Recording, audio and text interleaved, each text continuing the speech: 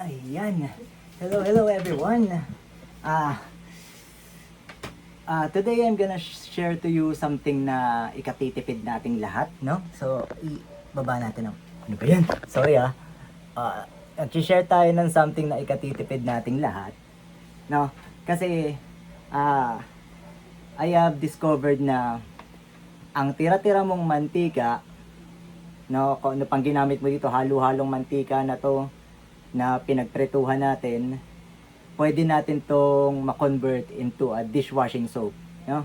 So, dahil gusto natin lahat makatipid, imagine mo, yung ganito karami, malamang isang buwan ng ipunan to, bago ka makaipon ng ganito kadaming mantika.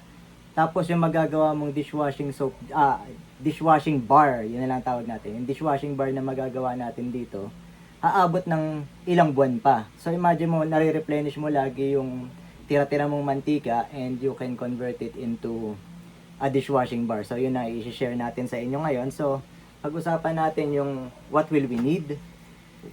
Una sa lahat, we need safety. So kung papansinin nyo, yung attire natin ngayon may naka hanggang leeg pa tayo na damit, no? Tapos naka long sleeve tayo because we will be handling something really corrosive and medyo ayaw natin siyang dumikit sa balat natin, no?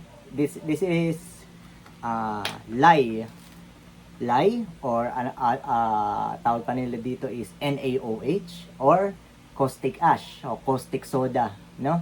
So mura lang to sa Lazada, no? Nasa 150 lang yung ganito karami, sobra pa nga dito eh.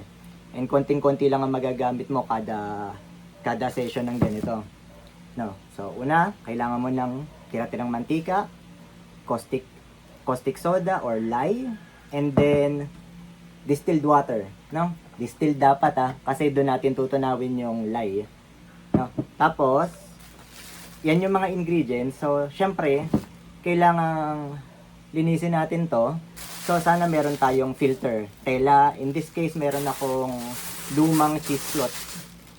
Amoy beef pa nung gumawa ako ng talo kasi nilabahan ko lang to. So we will be using this one to filter this para luminis-linis siya. Pero advice ko sa inyo kapag nag-iipon kasi kayo ng mantika, dapat simula pa lang meron na kayo, ini-strainer nyo na para yung malalaking bagay, mga tira-tirang isda dyan, tira-tirang kiniling, karne, hindi na sumasama dito. So fine filtering na lang yung gagawin ko mamaya using the cheesecloth.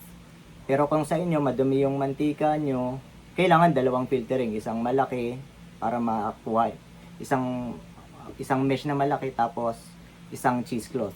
Tapos syempre next na kailangan natin paglalagyan ng mantika, gagamit na lang ako ng ganitong lumang kaserola kasi mamaya baka kailangan nating initin, no? Kasi kailangan pagpantayin natin yung temperature ng tinunaw mong lye kasi umiinit to pag tinutunaw mo.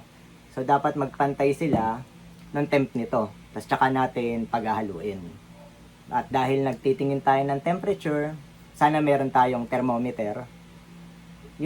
Kahit yung mga stick na thermometer lang na panluto, pwede na yun. Pero syempre, mas convenient mag-digital. Tapos, kinuha ko na rin yung ganito kasi it can use both Fahrenheit and Celsius. Kasi yung mga recipe inaral ko online, naka US based so naka Fahrenheit sila. Pero syempre, maglalagay na lang ako ng Celsius conversion para sa ating mga Filipino. Next na kailangan natin, ito nasa diskarte nyo na lang. Nangailangan ako kasi ng cling wrap. Bakit? Kasi kailangan natin ng mold para sa sabon natin. So in this case, ito parang lumang kahon lang naman to na pinagtabi kong ganyan. Tas nilinyahan ko ng cling wrap kasi syempre ayaw nga naman natin tumagos yung sabon dito sa ilalim. So feeling ko kulang pa to kaya kumuha pa ako ng isa pang maliit na kahon dito.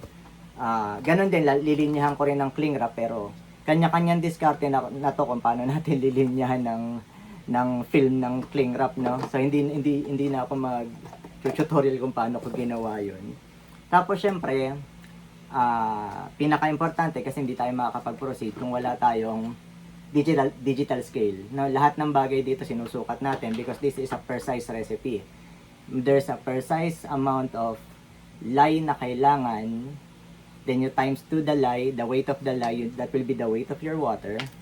And then, kukunin mo yung kung gaano karami yung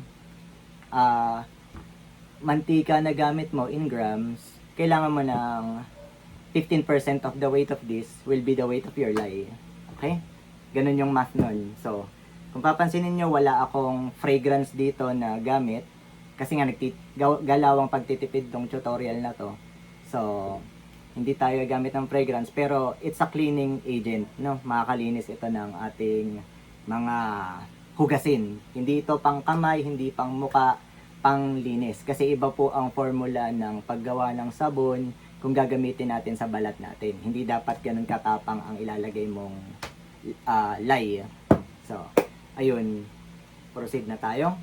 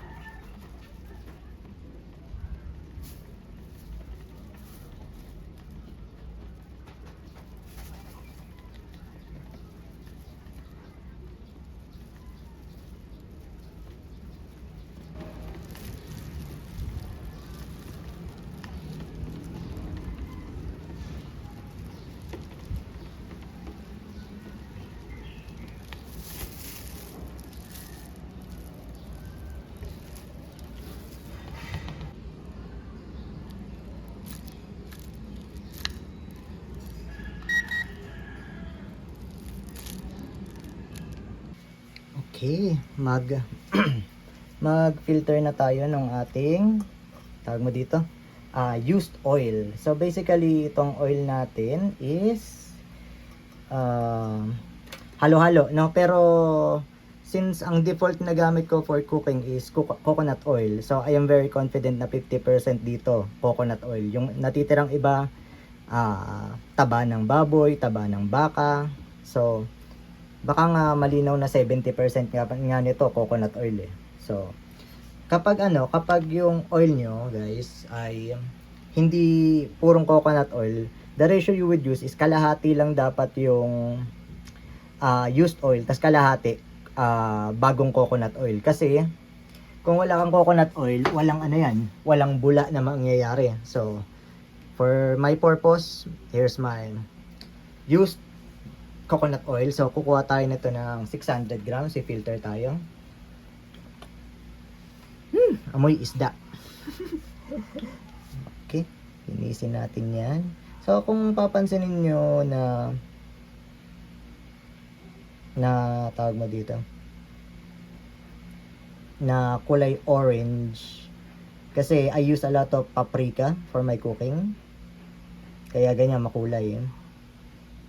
So anyway, salain natin to, ganyan lang.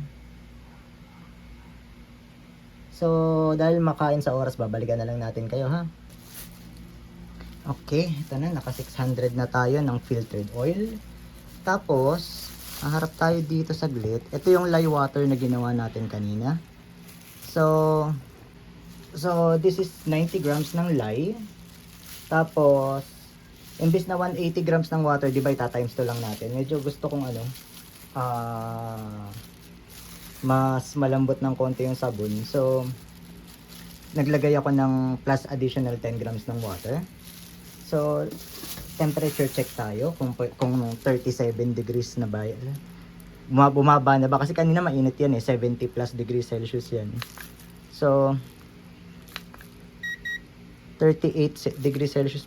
Pwede na siguro yan. 37 yung hinahabol nating temp. Pero feeling ko pwede na yan kasi nakakainip mag-antay, no? So Kunin natin to. Kita ba pinagagawa ko? Teka, sorry ah. Ayan. Remember na mag-gloves kayo bago kayo humawak ng light kasi baka mapunta sa kamay niya. So, alisin muna natin itong timbangan. Okay? So, paghahaluin na lang natin itong dalawa. No? And, kailangan mo ng immersion blender kung gusto mong bumilis yung gawa mo kasi kung pwede namang haluin mo o haluin mo utay-utay pero matagal yun eh. So buti na lang meron tayong immersion blender. So basically combine na lang tong dalawa, no? Combine mo yung lye. Medyo iikot mo ng konti. Siguraduhin mo lahat ng patak na gamit. Feeling ko yan na yun. And then, wag mong pindutin agad yung immersion blender mo. I-lub-lub mo muna. At saka mo gawin. No? Yan, ganyan. Oh. Hopefully nakikita nyo pinagagawa ko. Gagawin natin to hanggang maghalo na ng gusto yan at lumapot.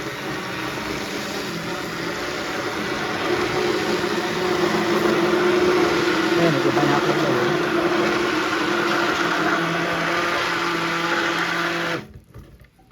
Medyo halo ng konti, maligurado tayo. Ayaw natin lumampas dun sa dapat natin gawin eh.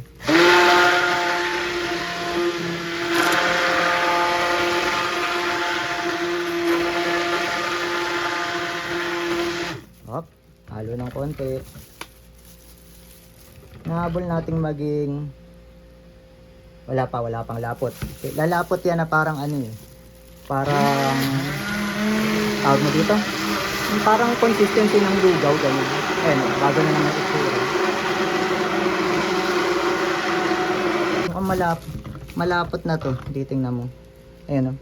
Malapot na yan. Kapag ganitong malapot na, I believe pwede nang i-transfer yan. Tapos, sa ngayon may amoy pa siya na parang amoy fish. Pero sabi nila, after ng curing process, mawawala na dapat yung amoy. No? Pero ayan, malapot na to. We can transfer na sa mold. Tapos tingnan natin yung magiging resulta after 24 hours. Ayan, hello uli everyone. It's been 24 hours nung ginawa natin, nung minold natin yung recycled soap natin. This is recycled dishwashing bar. Yun ang ang ganap natin So the next step, since after 24 hours pwede na natin siyang i-cut. So kailangan natin to cut. Meron ako ditong wire saw. So I believe kaya naman to kahit knife. Nakita ko lang doon sa mga tutorial na nagwa-wire saw sila. So meron naman ako, so bakit hindi? So, thing is, pagkatapos natin to i-cut, hindi pa natin pwede gamitin. Kasi yung looban niya, hindi pa ganun ka tigas yan. So, we need to wait 1 month bago natin gamitin. So, we need to store it in a way na meron siyang airflow kasi we're allowing it to cure. Yun ang step niya. So, next natin na kailangan yung paglalagyan natin. So, dahil reuse and recycle ang ganap natin ngayon. So, papatong natin siya sa tawag dito egg carton. Tapos, lumang kahon. So, minerge ko lang yan. Combine mo yung dalawa. Yan, ganyan itsura. Tapos, dyan natin ilalapag mamaya. So, papalit tayo ng angle para mapakita natin paano yan mold pati gupitin. Okay, tanggalin na natin siya sa mold. Syempre, pare-parehas tayong first time sa ganitong bagay. So, kamusta naman? Uy, walang kadikit-dikit man lang So, salita ako agad. yung mold natin, yan, pinaghiwalay ko lang. Look at that. Mukhang cheese. Ayun, ang dali lang tanggalin sa Dali lang malambot-lambot pa yan ha. Madali lang tanggalin from our, tawag mo dito, cling wrap, no? Madulas-dulas pa, pero malambot para gupitin. Ay, makisama kasi. Makisama, ayun. Meron pang ilang mga wet parts dyan. Okay. So, patong muna natin sa ganito para madaling gupitin. Ayan, tuloy tayo ha. So, to cut it, pinatong natin siya dito sa, baka nagtataka kayo kung ano to, microwavable lang to ha. Para lang meron akong leverage sa pagbaba ng wire saw. So, malambot pa to ha, hindi ito yung panggamitan pa. So, we believe madali ito. Simula tayo sa gitna. Eh, look at that. Madali lang talaga. Sana tuyo nga itong gitna. And there we go. Hoy, maghiwalay kayo. Ayun. Eh. Oh, anybody wants cheese? Ayan. Sa gitna, then gitna uli.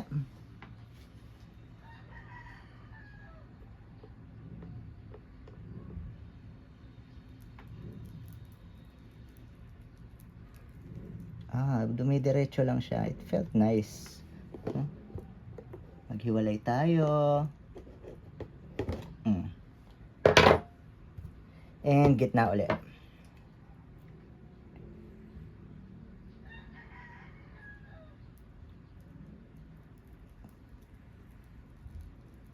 Ayang saya. Dumidiretso lang talaga siya ng ganun. I like that sensation. Huh? Very nice. And we have soap.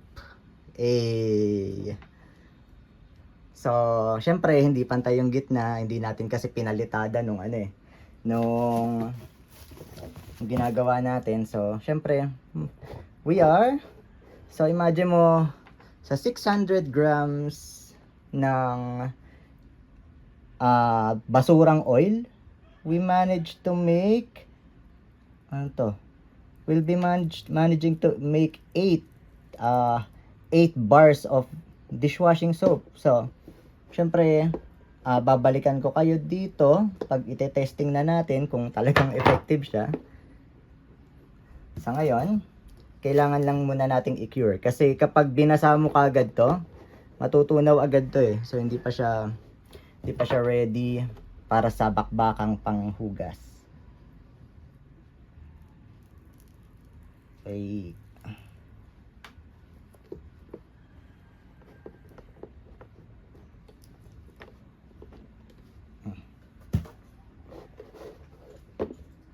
Ang galing oh, pantay na pantay.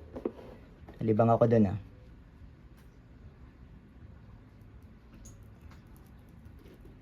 Ay, dumudulas. Ay, hindi nagpantay. Oh well. Hindi naman tayo ganun ka-OC. Pero pag OC kayo, bala kayo. Ayan, may isa tayong maliit tuloy. So, ay isang makapal.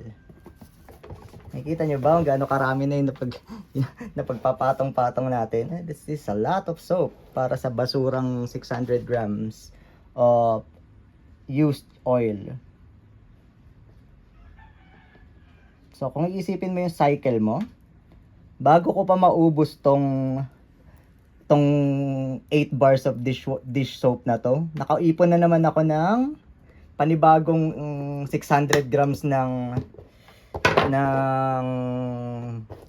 basurang mantika. O yun na naman ang gagamitin natin. So, can you see that? That is really nice. Mukhang tag mo dyan. Mukhang papaya soap pero gawa sa basura. Tapos, next natin of course will be to ilagay natin dito sa karton natin para elevated siya and mahanginan habang inaantay natin yung 1 month.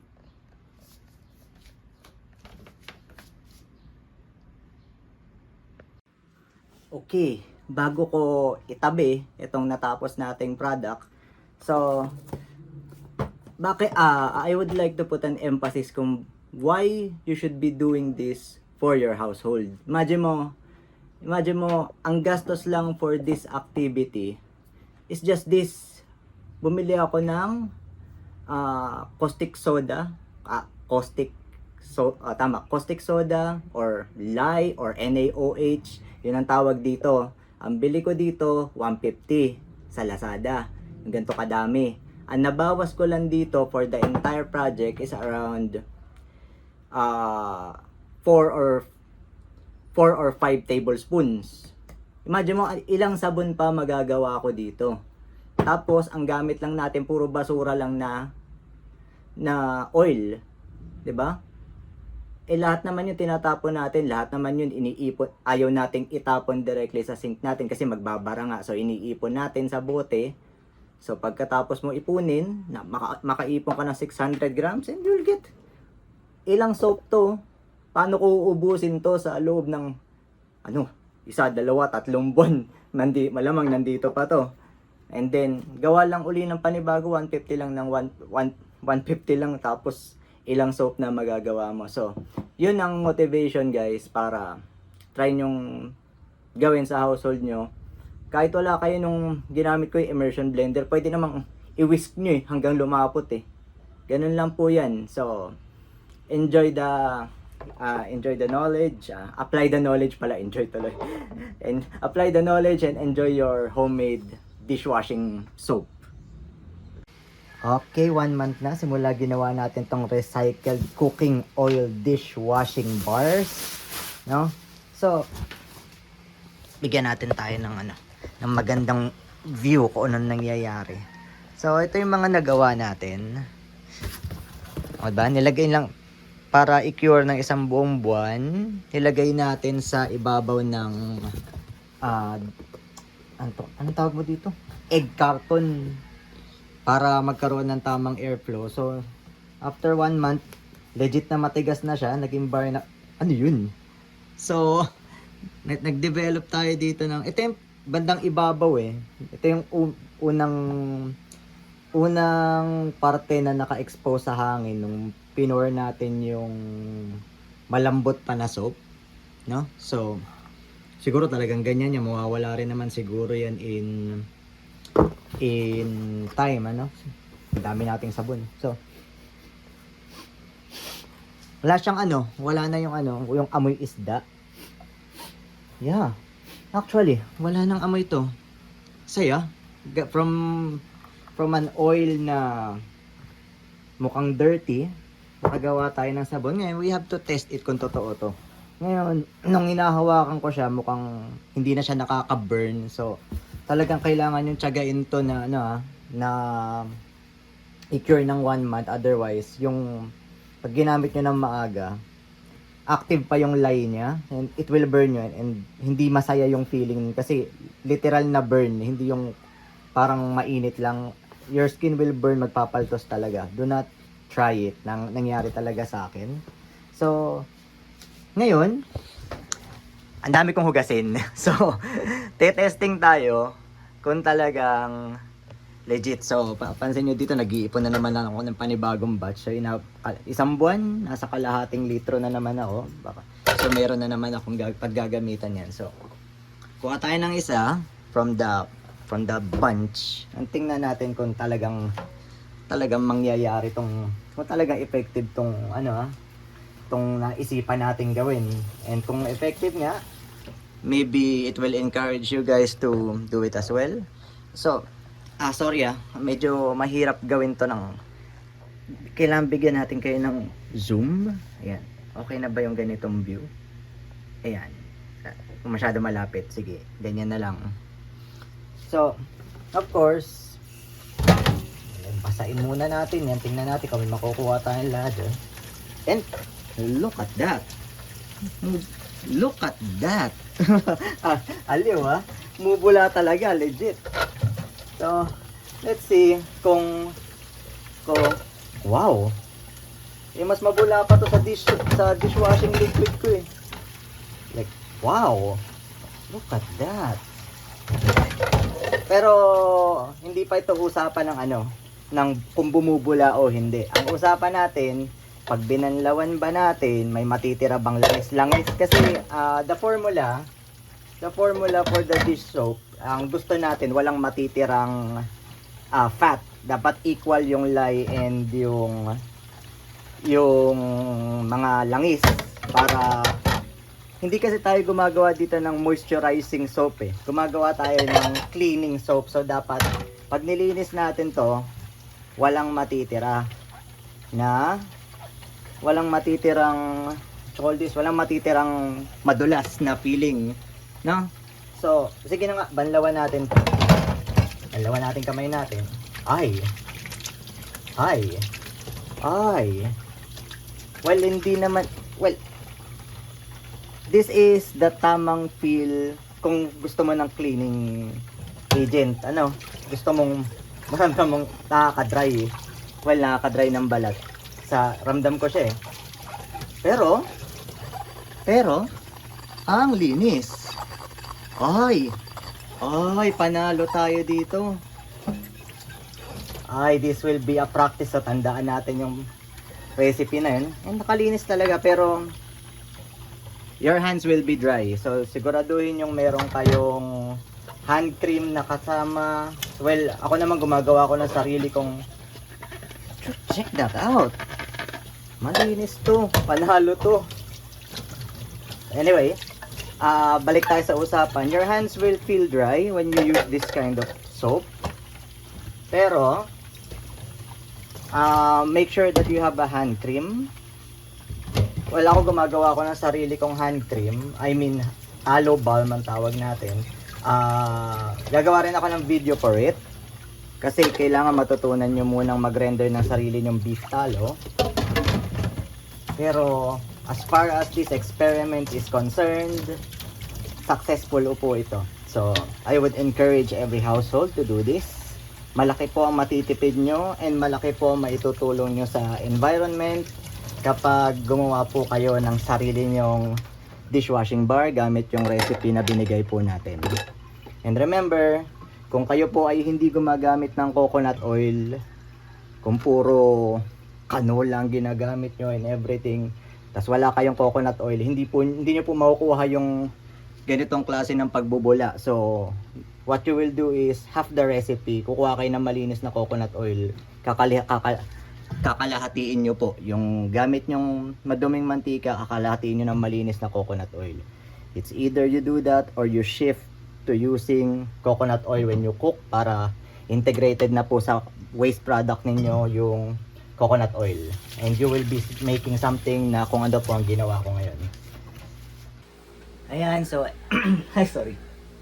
Ayan, so ito po para makita nyo naman ako sa dulo ng video, So, okay na po tayo for this experiment. So, recommended po natin na gawin niyo para sa mga household nyo itong recycled na soap bar. Galing lang po ito sa basurang mantika.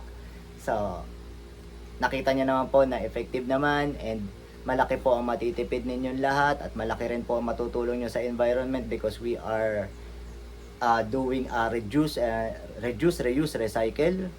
And ayan po, sana po magamit po ninyo yung itinuro nating, i-share natin na knowledge ngayon. Salamat po madami.